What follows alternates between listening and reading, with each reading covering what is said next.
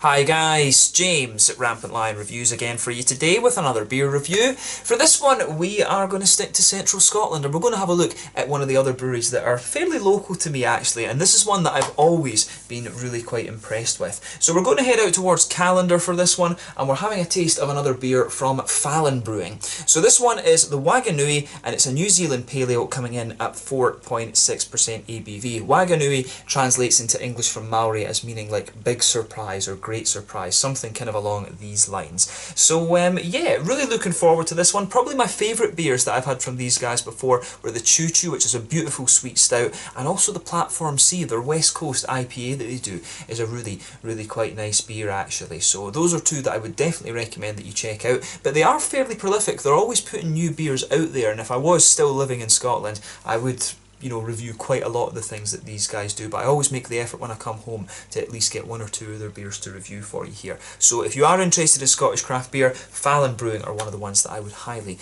recommend that you check out, and really looking forward to trying this one. I'm a big fan of the New Zealand hops as well. I was there back in 2015 and discovered a lot of things there, so this is one of the breweries that also kind of like to showcase these a little bit, which I really support as well. So anyway, as is usual with my reviews then, I'll tell you a little bit about the brewery before we taste the beer. If you want to get straight to the tasting, just fast forward. All the usual links are in the description below. That's the brewery website, the link to my other reviews that I've done from Fallon Brewing before. No doubt we'll add some more at some point in the fairly near future. There's all the usual social media. If you want to see more beer reviews, do please consider subscribing to the channel. The whole channel, of course, has a geography-based tagging system, so you can go into the homepage and search for beer based on country, city, state, county, prefecture, whatever it is you're interested in. Do check out the playlists of beers from different countries. There is one there for all the Scottish beers that I've reviewed for you. That's being added to whenever I get the opportunity.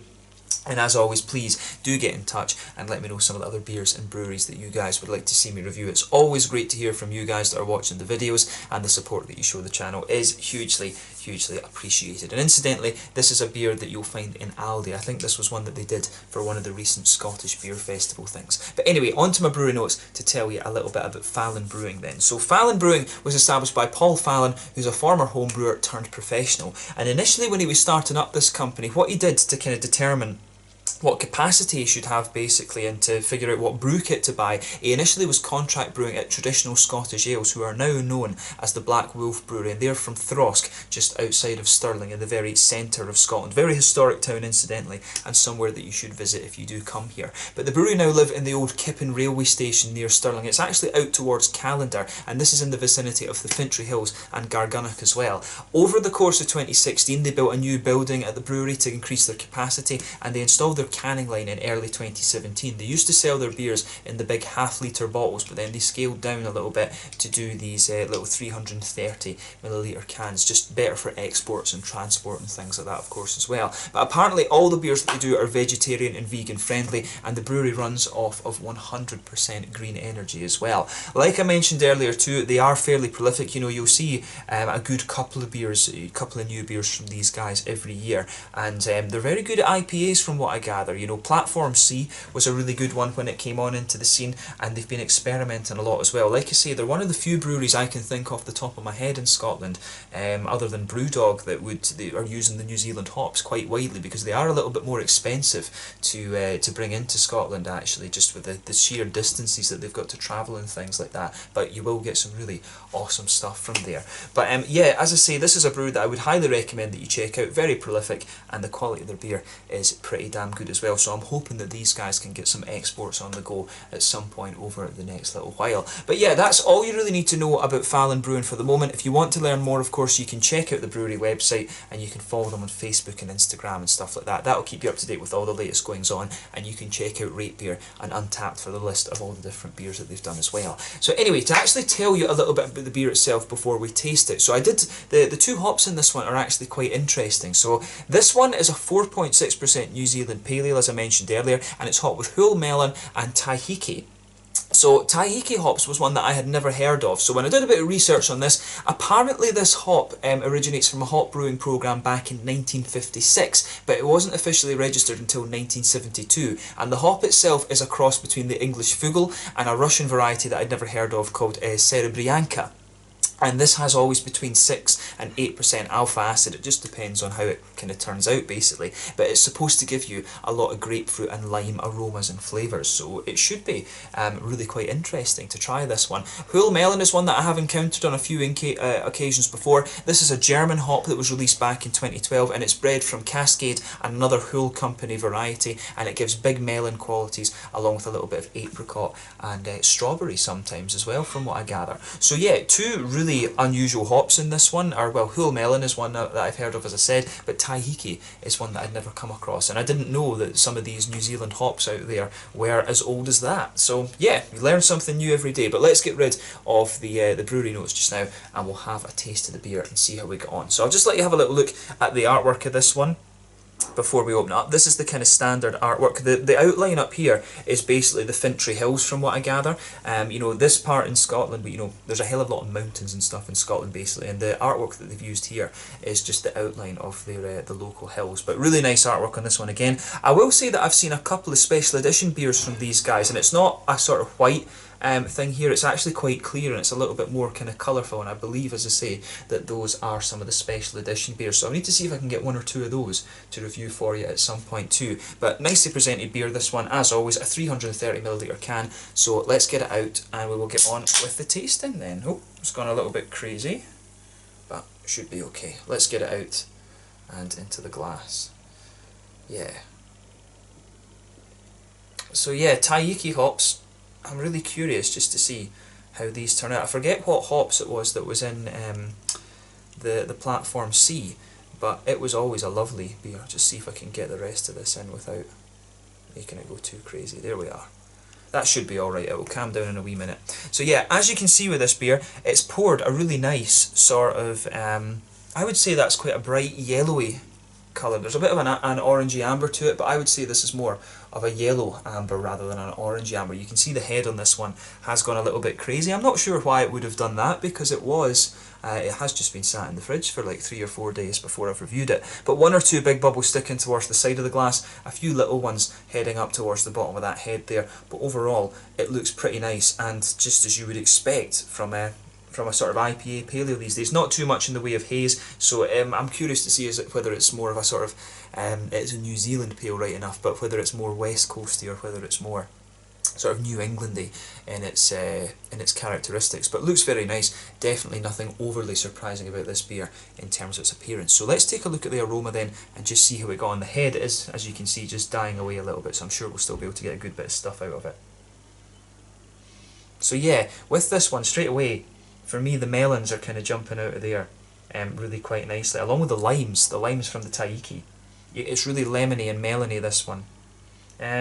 You can pick out a little bit of the strawberry quality in there. And as I say, it's one of these things. This is one of the great things about doing beer reviews, is you'll always encounter hops and things like this that you've never heard of, so you're always learning something new.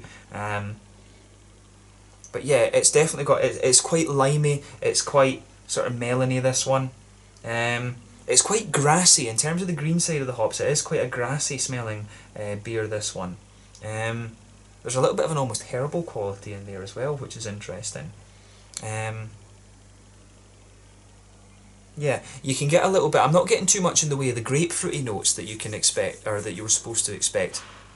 But there is definitely a little bit of that kind of candied strawberry-ish note in there. Nice bit of floral aromaticity, kind of grassy, as I was saying. Maybe a little touch of earthiness too. So yeah, the hops, green side of the hops, definitely more grassy and slightly earthy. Nice little bit of a juicy, limey, melony quality to it as well, as I mentioned. A little bit of red, kind of strawberry-ish type notes. On the malt side of things, it's difficult to pick up. It comes across as being a little bit sort of bready. There's maybe a little bit of biscuit in there as well, but mainly it's sort of white, bready, and a little bit like a kind of McVitie's Digestive or something like that. It's not overly caramelly or anything.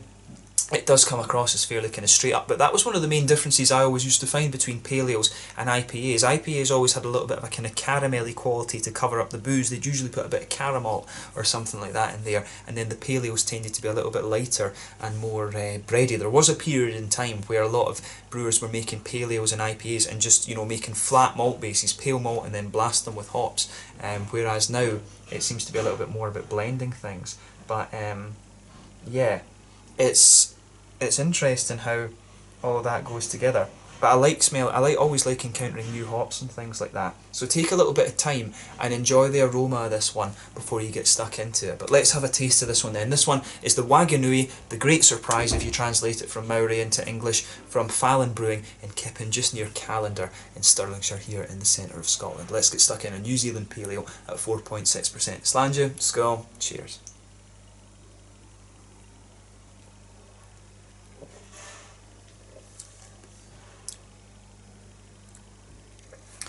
That's really nice actually. It's quite unusual, I have to say. One of the things I always noticed about the New Zealand hops when I encountered them before was that they were the fruitiness that you used to get from these beers was very, very oily, kind of similar to what I talked about with Slovenian beers recently. They're another country where they really seem to like to have an oily, fruity quality to their beers.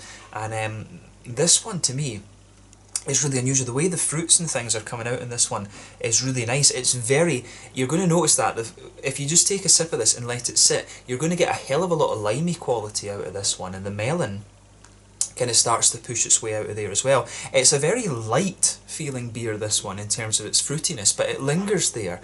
I like how that goes together. I mean, this is nice. It's very unusual, I have to say. It is quite an unusual beer, this, in terms of the way things are coming out, but it's really well done. And to be honest, with the experiences that I've had with Fallon Brewing before, I wouldn't, there's a certain standard that you hold these guys to, and they have met it here, but they've still done something, I think, that is pretty unusual compared to some of the other things on the market, and that's what I like about this brewery as well.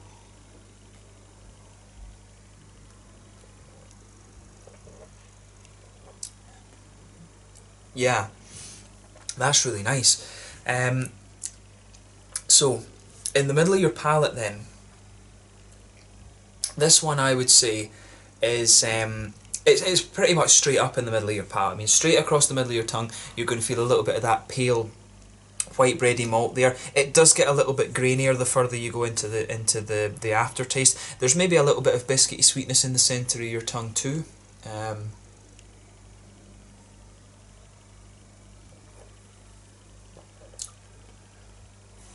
Yeah, definitely has a little bit of a kind of grainy biscuity quality in there. The malt base isn't too sweet, and like I was saying earlier, I would always expect that from a pale ale. You're not going to get the sweetest of malt bases from a pale ale simply because they don't have to kind of cover up the booze, if you like, and they usually are lower in alcohol as well, so the alcohol can always sometimes give you these slightly sweeter flavours. So the malt base in this one is fairly simple. Pale malt, a little bit of a grainy quality going further into the aftertaste, and a little touch of biscuity sweetness as well. On the hoppy side of things then, this is where it really starts to get quite interesting.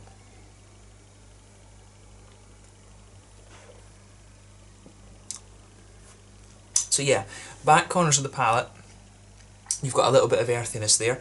As you come further forward along the sides of the tongue, it's a little bit more kind of floral and aromatic. Round the very front curve of the palate, you've got that nice little, you've got a nice bit of that kind of grassy quality in there. Behind that, you get that oily bubble where those juicy, fruity qualities start to come out of the beer. I'm noticing that as I drink more of this beer, it does actually start to come across as being a little bit more floral, and it's not kind of dank, if you like. It's more it's almost like a slightly more spicy, but also a little bit more earthy floral quality that comes out of this one. So that's kind of one of the interesting and unusual things about this beer. On the fruity side of things though, as I said, that little oily bubble behind the front of your tongue where those fruity esters roll out of it, to me, the limey notes are kind of sitting on the front edge of your tongue almost, and you just go behind that a little bit, and that's where you start to get the melony notes. If you go to the very back of that oily part, I would say there is a little bit of that kind of darker grapefruit flavour coming out of the beer. So yeah, grapefruit coming forward, you've got a bit of the melon, and then further forward from that you've got the lemons. I'm not really getting the I'm not really getting some of these kind of strawberry-ish qualities that you can get out of the whole melon. But it's interesting how this goes together. Like I say, it's got a very light, sort of juicy, it's almost like a kind of beach beer kind of thing, this one, the way that some of it comes out. A little bit of this kind of light, it's almost got a little bit of a kind of cocktail limey quality to it, very slightly mojito-ish. It's the same, the way that the lime comes out in a mojito, it's actually quite similar to how it comes out here, to be honest with you, but you've got the melon in there, just giving it that extra level of complexity. It's not overly juicy and oily and fruity, this beer, it's just kind of almost light and wispy, if you can say that.